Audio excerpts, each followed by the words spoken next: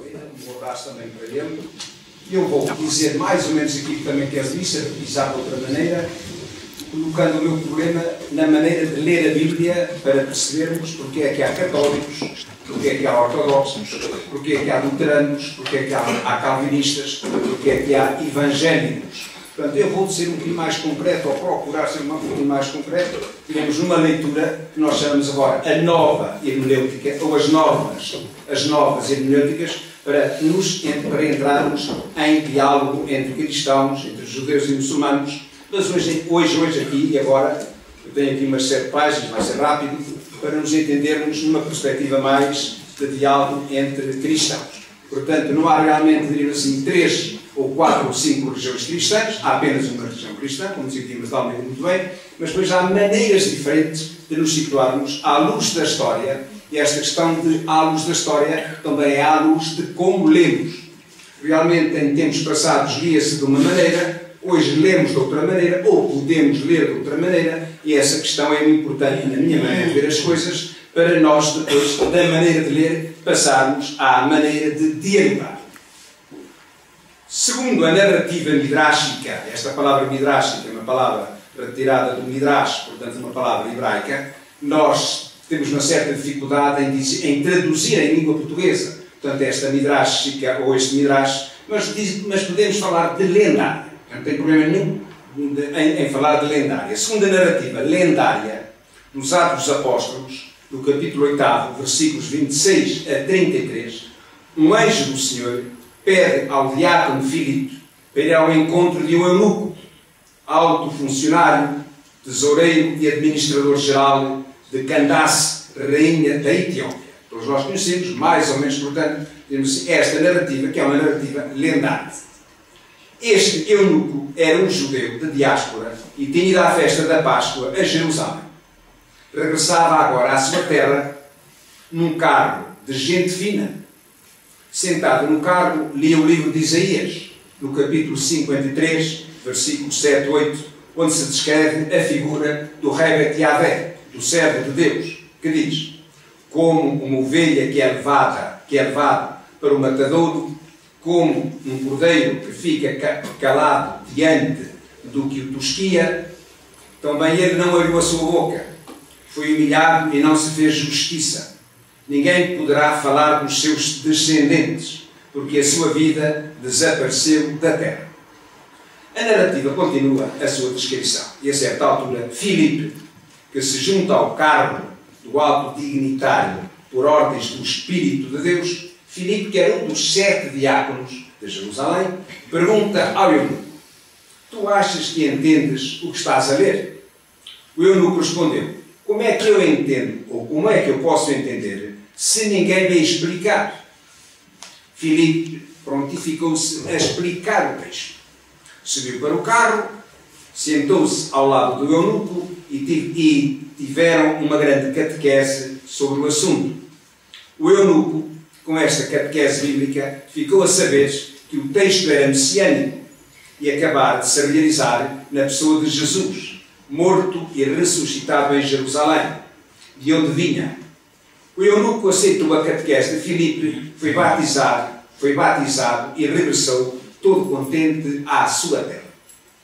Quando hoje em dia, no cristianismo, há católicos, ortodoxos, protestantes, evangélicos, perguntamos-nos sobre a razão de ser destas várias igrejas. Não é religiões, é igrejas. O assunto ganhou especial relevo com as 120.000 congregações evangélicas de origem americana. É chamada religião americana, estudada seriamente, ultimamente, em anos recentes, por Alan Anderson, tradução espanhola, Pentecostalismo, é cristianismo carismático mundial, por Karen Armstrong, esta senhora que está aqui. Karen Armstrong é inglesa, estuda muito a história das religiões, católica, foi freira, deixou de ser freira, chateou-se com as freiras, chateou-se com a Igreja Católica e tem-se dedicado de maneira extraordinária à história das religiões. E, portanto, escreveu imensos livros, já deve ter uns 30 livros sobre a história das religiões, e este é um dos mais interessantes, que a tradução espanhola é Los Orígenes del Fundamentalismo, el Judaísmo, el Cristianismo e el Islã.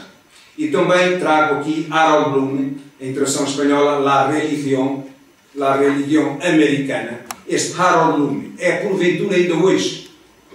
Eu penso que ainda não morreu, estive com ele apenas uma vez, aqui em Lisboa. É um homem dos seus 90 e muitos anos, é tido, diríamos, como talvez o melhor crítico de literatura dos nossos dias. Ora bem, também ele escreve esta obra, La Religión Americana, American Religion. No fundo, tudo depende da maneira como lemos e interpretamos a Bíblia. Esta é a questão. Como é que eu leio a Bíblia? Como é que Eunuco lê a Bíblia? Como é que Filipe leu a Bíblia juntamente com o Eunuco? Ou seja, como é que eu interpreto a Bíblia? Como é que eu interpreto a Bíblia? Quando falamos de interpretação, explicação, compreensão, partimos do princípio de que a Bíblia é um grande código literário, escrito em velhos tempos e em línguas estranhas à nossa, hebraico, aramaico e grego, como o Dimas de Almeida muito bem disse. Por isso é que existem os exegetas, ou professores da Bíblia. Por isso, em Portugal, os franciscanos capuchinhos desenvolvem um grande trabalho dedicado à divulgação e interpretação da Bíblia, com a sua revista bíblica, com os seus cadernos bíblicos, com as suas semanas bíblicas, com as suas convenções bíblicas e com a sua tradução da Bíblia.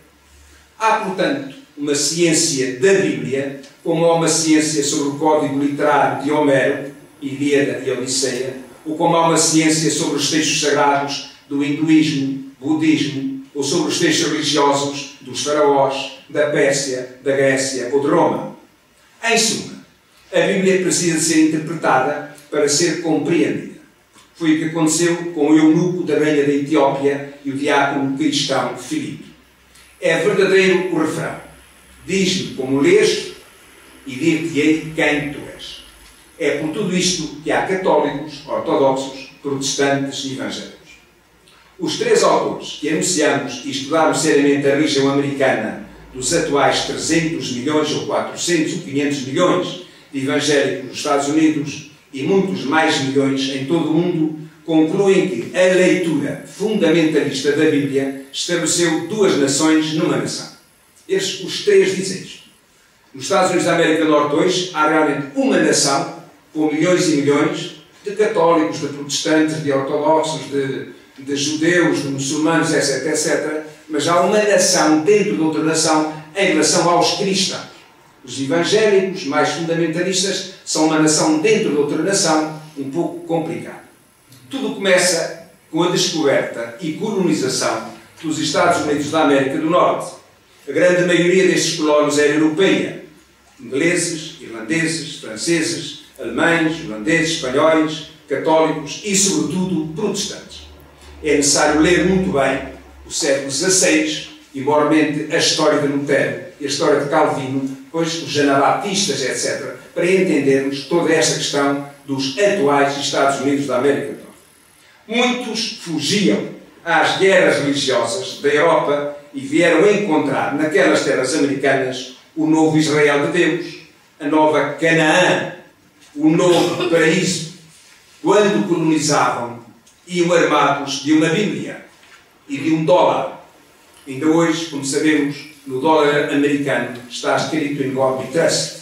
Confiamos em Deus. A América do Norte é a terra de Deus. Com o aparecimento moderno do pentecostalismo evangélico, diferente do protestantismo, os televangelistas americanos dominam ou procuram dominar uma certa política, geralmente mais ligada ao Partido Republicano do que ao Democrático. Leem a Bíblia a partir do criacionismo. E agora entramos aqui nestas questões. De uma maneira geral, estes milhões e milhões e milhões são criacionistas. Deus criou o homem, o céu e a terra, como está escrito de maneira literalista nos 3 primeiros capítulos do Gênesis. São literalistas fundamentalistas. É um literarismo tal e qual à letra de uma maneira muito historicista. Cada pessoa evangélica interpreta de maneira subjetiva, de acordo, como dizem, com o Espírito Santo. A Bíblia, como afirma Harold Bloom, transforma-se num talismã que tem respostas absolutas para tudo. Para a política, para a economia, para a família, para os negócios, para a guerra, para outras religiões. E onde é que está o mal? Há um mal nisso. Está algum mal em ser literalista ou fundamentalista ou em ser, no caso concreto, relacionado com o criacionismo, há algum mal em ser criacionista?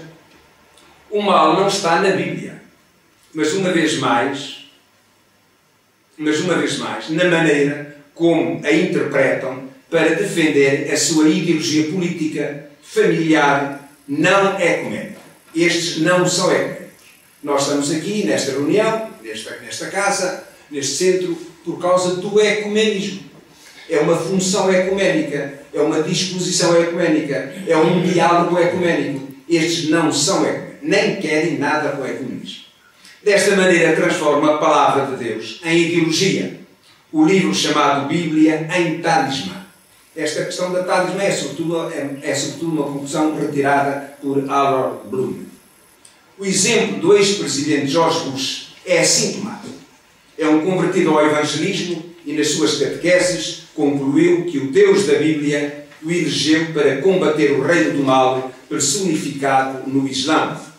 O atentado de 11 de setembro de 2001 contra Nova Iorque e Pentágono, levado a efeito pela Al-Qaeda Islâmica, desencadeou nele um desejo de nova cruzada cristã contra o Satanás destes islâmicos fundamentalistas. E onde é que está o mal? Perguntamos mais uma vez. O mal consiste no fundamentalismo religioso, tanto de americanos evangélicos como de islâmicos fundamentalistas terroristas, ou de qualquer católico fundamentalista, ou protestante fundamentalista, ou ortodoxo fundamentalista, ou judeu fundamentalista. O mal consiste na maneira de interpretar a palavra de Deus da Bíblia. Transformar a palavra de Deus em absoluto religioso, familiar, político, económico, militar, é um perigo. É o mesmo que proclamar alto e bom som. Eu, e só eu, sou o verdadeiro crente. Possuo a verdadeira palavra de Deus. Conheço o verdadeiro desígnio de Deus sobre a história.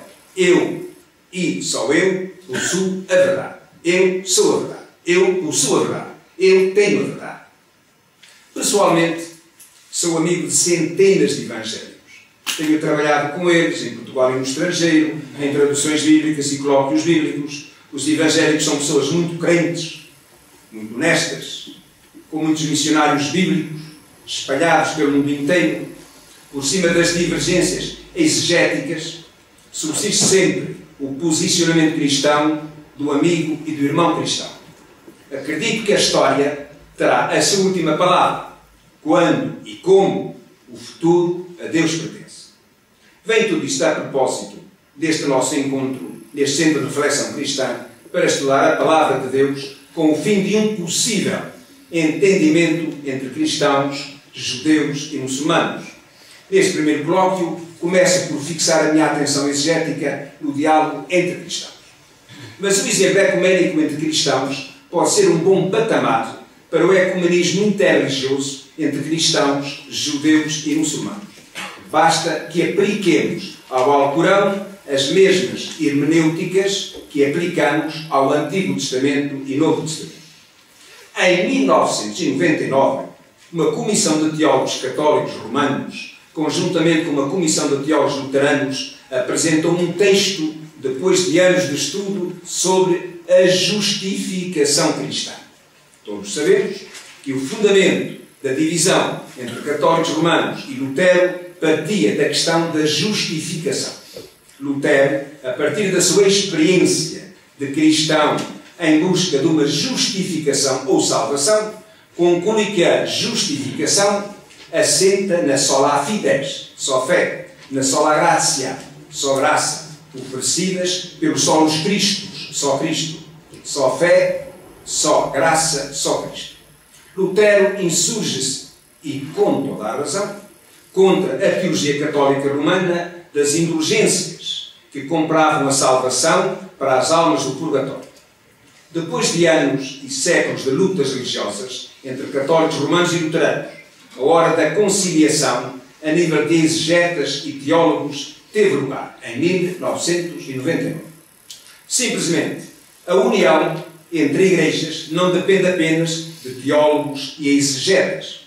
o pó da história, com lutas entre irmãos divididos, não se apaga apenas com comissões de peritos dos dois lados. Em meu entender, o que aconteceu em 1999 foi muito importante. O mesmo se diga do que aconteceu com os 3 grandes encontros de Assis, com os líderes de todas as religiões, com as 2 vezes do Papa João Paulo II e ultimamente com o Papa Bento XVI em Assis.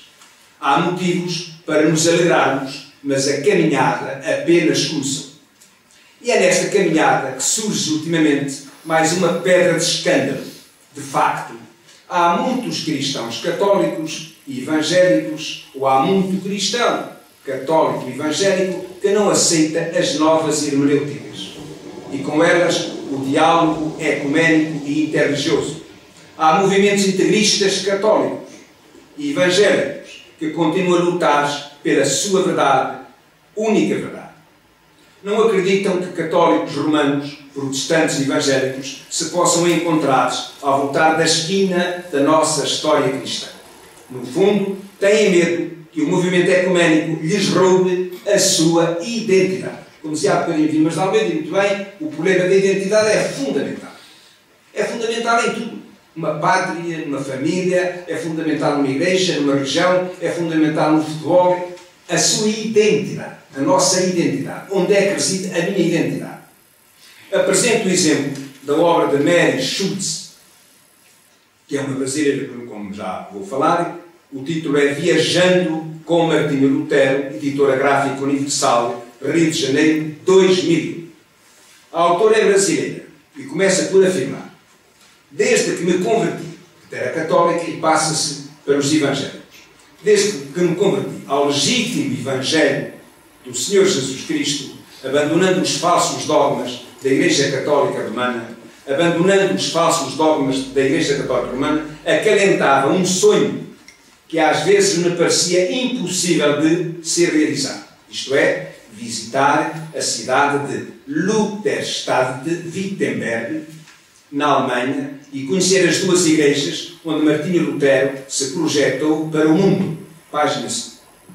A autora empreendeu essa peregrinação à Alemanha, mas ficou desiludida com a falta de fé dos alemães e, pior ainda, com o movimento ecuménico entre luteranos e católicos romanos na Alemanha.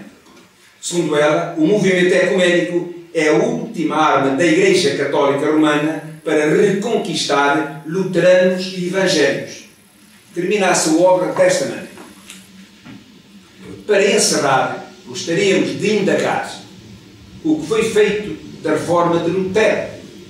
Se valeu a pena ele ter se exposto à fúria da Igreja Romana, dona de todo o poder naquele tempo, pois em parênteses, e hoje dona de mais de 1/3 de toda a fortuna global, fecha parênteses, para que, antes de se passarem 500 anos desde a Reforma, os protestantes chegarem a esse grau de apostasia, tolerando as mentiras de Roma, que agora se vale do jargão amor ecuménico para ludibriar a boa-fé dos protestantes do mundo inteiro.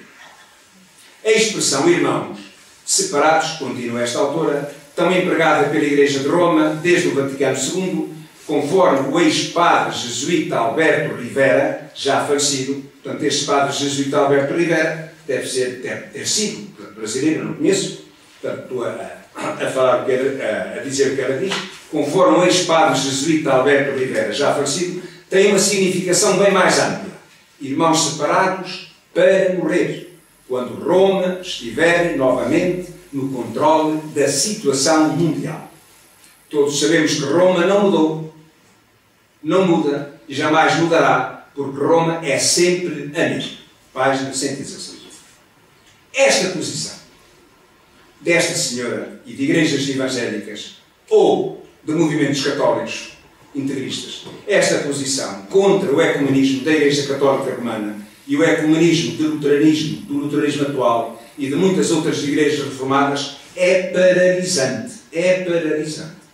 Há, pois, entre católicos e evangélicos, franjas cristãs que se opõem rotundamente ao ecumenismo. Para obviar este impasse, Não vejo outra alternativa que não seja a das novas hermenêuticas aplicadas ao texto bíblico. Voltamos, portanto, ao início da nossa reflexão. Como lês? Como lemos? O objetivo do verbo ler é o texto do Antigo e do Novo Testamento. Isto é, a nossa Bíblia como um policódigo de leitura. Há então que perguntar, como é que apareceu este texto? O Antigo Testamento, como o Novo Testamento, é, na sua maioria, um texto sem autores históricos. Dimas de Almeida apresentou, sobretudo, a questão da crise e das crises para explicar a feitura do Antigo Testamento e do Novo Testamento, da nossa Bíblia. É um texto anónimo. Antigo Testamento e Novo Testamento é um texto anónimo. O único livro do Antigo Testamento que tem um autor histórico é o do Ben Sirac, aliás, deuterocanónico para as igrejas da Reforma. E do Novo Testamento apenas sabemos que São Paulo nos deixou 7 das suas apelidadas 14 cartas. Portanto, temos São Paulo com 7 cartas e em todo o Antigo Testamento temos Ben Sirac. Não sabemos quem escreveu os 4 evangelhos, as cartas aos Efésios e Colossenses, as cartas pastorais, as cartas católicas ou o Apocalipse. Para mim é importante esta conclusão exegética. O texto sagrado, a que chamamos a Bíblia dos judeus e cristãos, é um texto anónimo. Surge quanto ao Antigo Testamento, da fé monoteísta do povo crente judaico, transmitida durante anos e séculos por tradições orais e finalmente posta por escrito por responsáveis ou líderes religiosos judeus. Por detrás destes textos há a multidão dos crentes, patriarcas, reis e profetas, poetas e historiadores, levitas e sacerdotes, e escolas teológicas que perscrutavam os sinais dos tempos. Há bocadinho Dimas de Almeida referiu estas crises temporais históricas que nós podemos apelidar, o apelido realmente, de sinais dos tempos. O sinal dos tempos que arranca Moisés ao Egito, que lê as sagas patriarcais, que destitui Saúl em favor de David, que medita no cisma, depois de Salomão, entre as tribos do norte e do sul, que medita sobre as razões divinas do exílio na Babilónia, que apresenta, a nível profético, a utopia messiânica. Ou, portanto, se diga do Novo Testamento, uma vez que Jesus nada escreveu, nem mandou escrever. As Escrituras são, portanto, fruto da fé monoteísta, à maneira judaica e rabínica e à maneira cristã. Acontecem para que a memória da fé não se perca na simples memória da tradição oral. Os 3 Isaías, não só Isaías. Todos sabemos que há 66 capítulos em Isaías. Há bocadinho Dimas de Almeida falou do Deutero-Isaías. E realmente nós temos 3 Isaías, diríamos 3 escolas dentro do mesmo Isaías. Mas não sabemos quem, nem interessa. Os 3 Isaías, num só Isaías, os 4 Evangelhos, num só Evangelho, são um bom exemplo desta realidade escriturística. O mesmo acontece com São Paulo, como autor eclesial entre aspas, de 14 cartas, ou o 4º Evangelho, cartas joânicas e Apocalipse joânico, com o autor eclesial João, o discípulo amado. Não foi São João o discípulo amado que escreveu o 4º Evangelho, ou as 3 cartas, ou o Apocalipse. É uma escola joânica. Não se trata de autores históricos, exceto Ben Sirac e o São Paulo das 7 cartas paulinas. Mas trata-se de comunidades anónimas de crentes judeus e crentes cristãos que conservam as suas tradições de fé na experiência litúrgica, na oração, na legitimação ou apologética das suas escolas judaicas e cristãs. A Bíblia arranca do solo fértil da fé. A Bíblia arranca do homem que crê, que acredita, deste solo fértil da fé. Não há fé sem comunidades de fé e não há comunidades de fé sem líderes das mesmas comunidades. A Bíblia é então um policódigo que pede exegese, pede hermenêutica, pede interpretação. Assim sendo, é fácil compreender que a Bíblia acaba por ser a bandeira tanto de católicos como de protestantes. Tudo depende de como foi lida ou de como é lida. Lutero descobriu em alguns textos de São Paulo, provavelmente na carta aos Romanos, a solução para a sua justificação, salvação, e com ele e depois dele para a justificação, salvação de todos os batizados em Jesus. A Igreja Católica, por seu lado, levantou a bandeira do Tu és Pedro, de Mateus capítulo 16, versículos 14 a 19. Tu és Pedro, sobre esta pedra edifiquei a minha igreja, etc, etc. A bandeira da Igreja com o poder de perdoar ou de excomungar, de Mateus 18, 15 a 17, uma vez que em Mateus, no capítulo 18, fala-se da comunidade cristã, de uma comunidade cristã, de como deve ser uma comunidade cristã.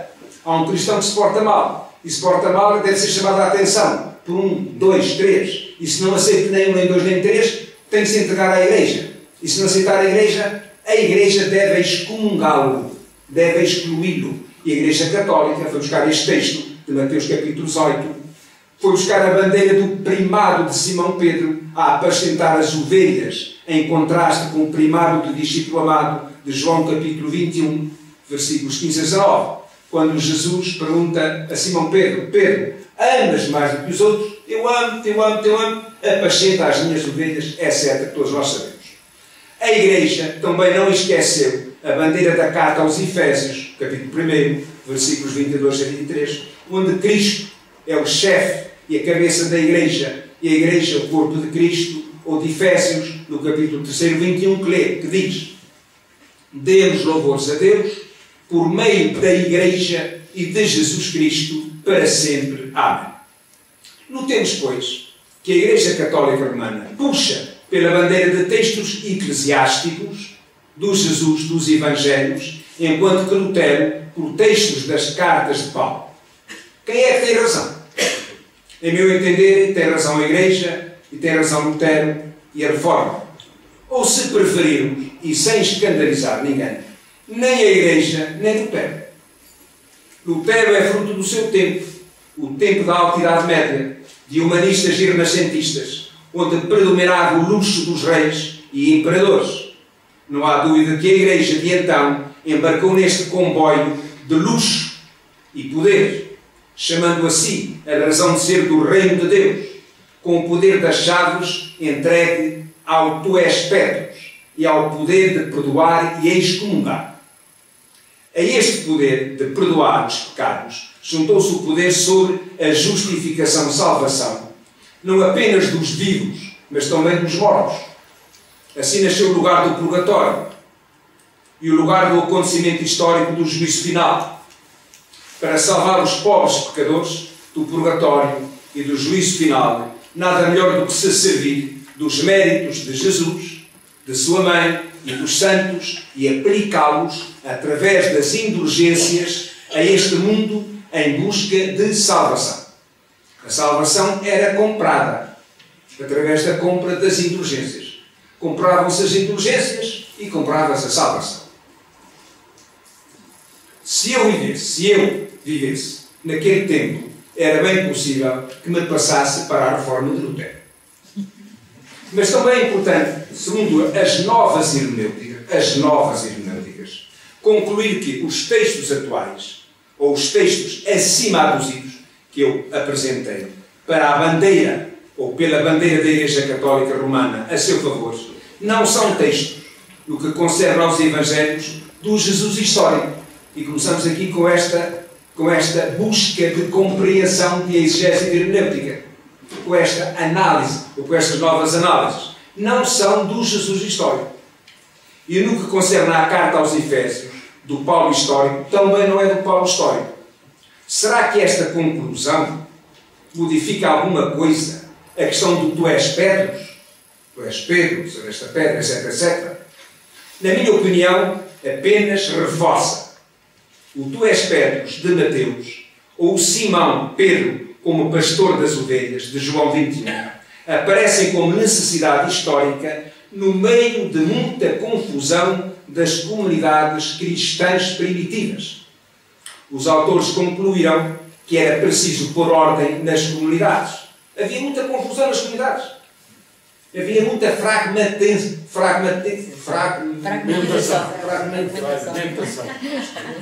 Nas comunidades.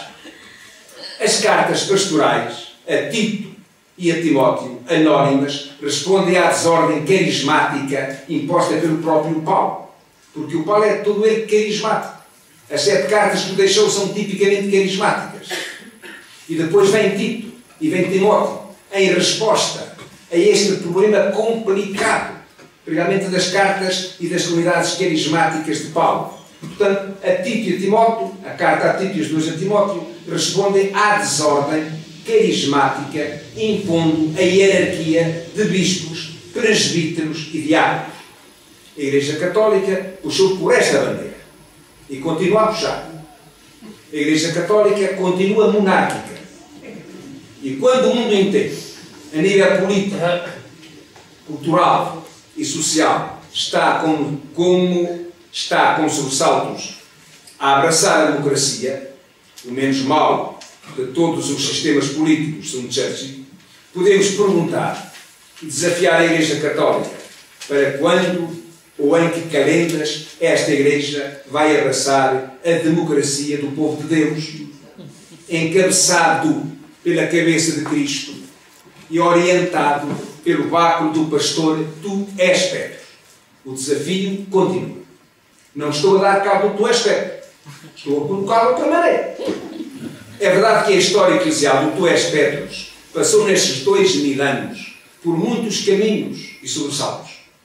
Apresentamos sumariamente, mais uma página, apresentamos sumariamente apenas os 2 últimos capítulos desta história tão controversa. O Tu és Pedro dos concílios Vaticano I e Vaticano II. O Concílio Vaticano I, 1870, foi precedido de doutrinas nacionalistas abençoadas pela religião, cujos regis e os reis ultrapassou o nacionalismo confessional. Portugal não tem uma Constituição confessional, nem a Espanha, nem a Itália, nem a França. Nesta história político-religiosa, o galicismo desempenhou um papel significativo. O galicismo episcopal em França, com a Déclaration des 4 Articles 1682, repôs em vigor os princípios adotados pela 4ª e 5ª sessão do Concílio de Constança, isto é, a subordinação do Papa ao Concílio e aos cânones recebidos no Reino de França.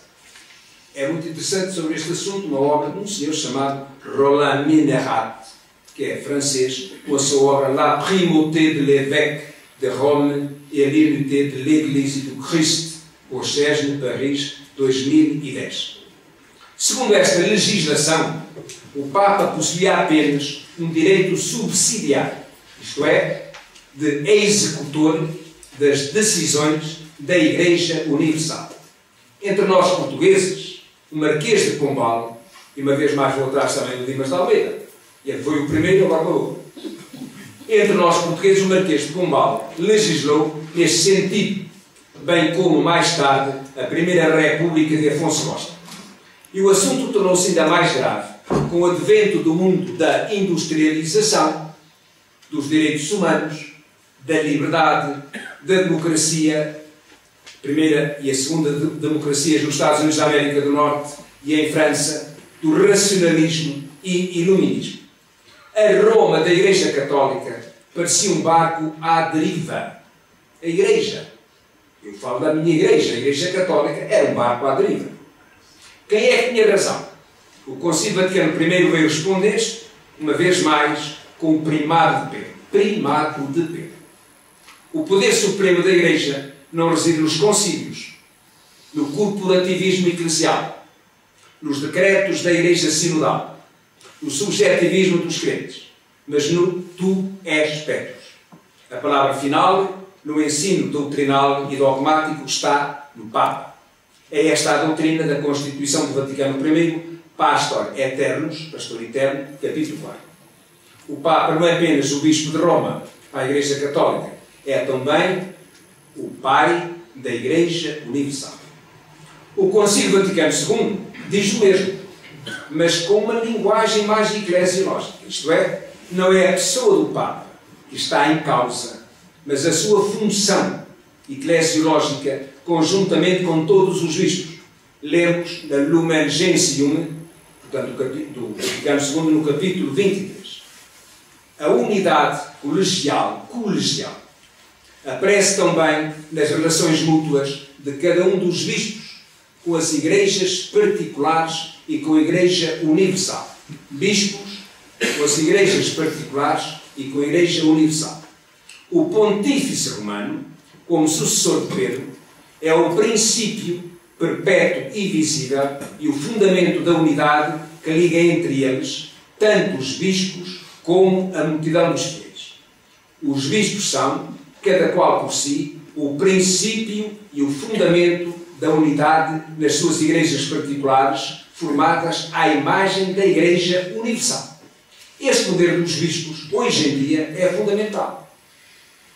Eu não vou dizer quem é que me deu esta notícia, mas a notícia que eu vou dar aqui é autêntica.